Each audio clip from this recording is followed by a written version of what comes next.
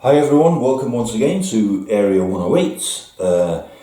In this video I'm going to be showing you a tip or a hack, whatever you want to call it, and it's to do with working with Fimo modelling clay.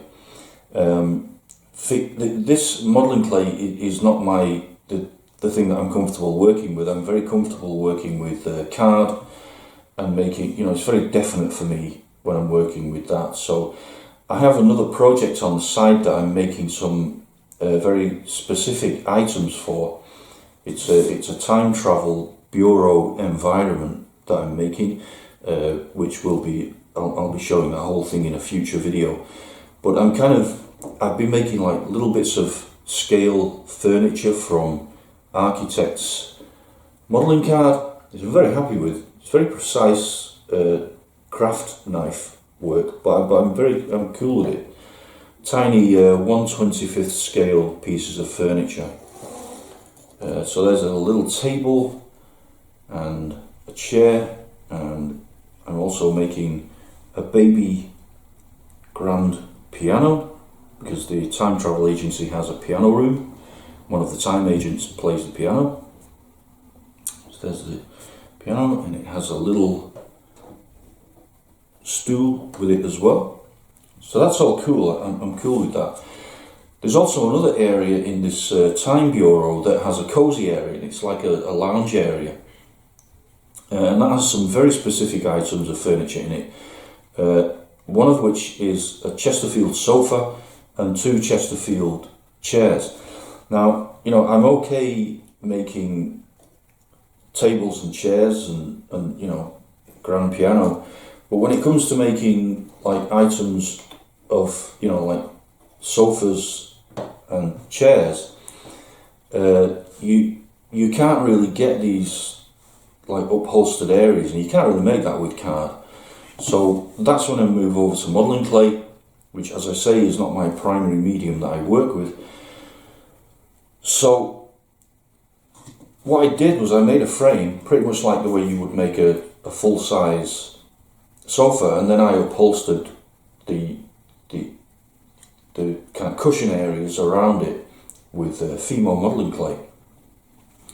Of course, you have to put that in the oven, so then I would be taking those pieces of Fimo off the card frame to put in the oven to bake it and to put back on.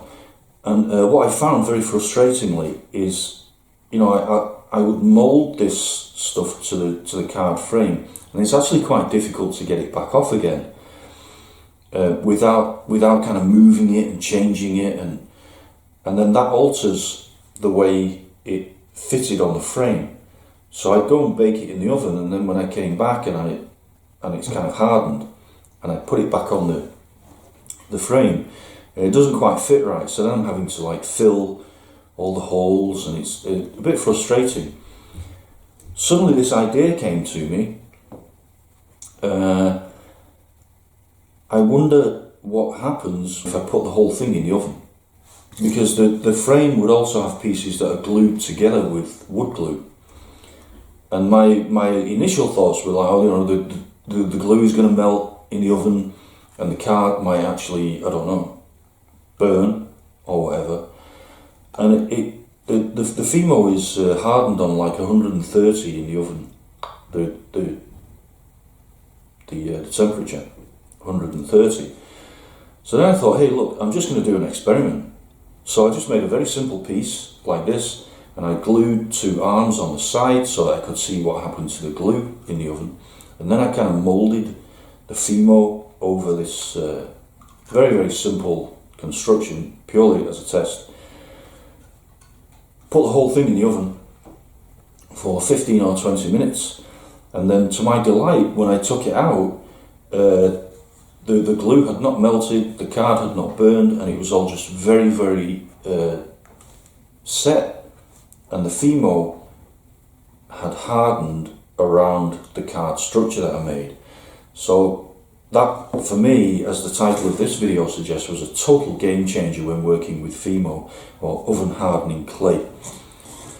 So now when I make the 2 chairs, so I need to have 2 Chesterfield chairs to go with this.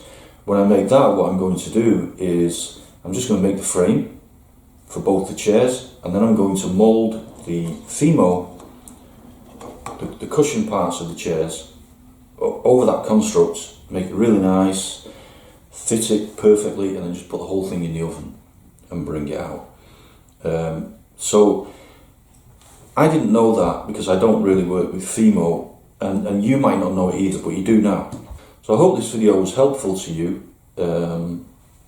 and please do leave a comment if you try this. Let me know how you get on with it, whether it worked for you as well. And thanks for watching the video. I hope it was really helpful.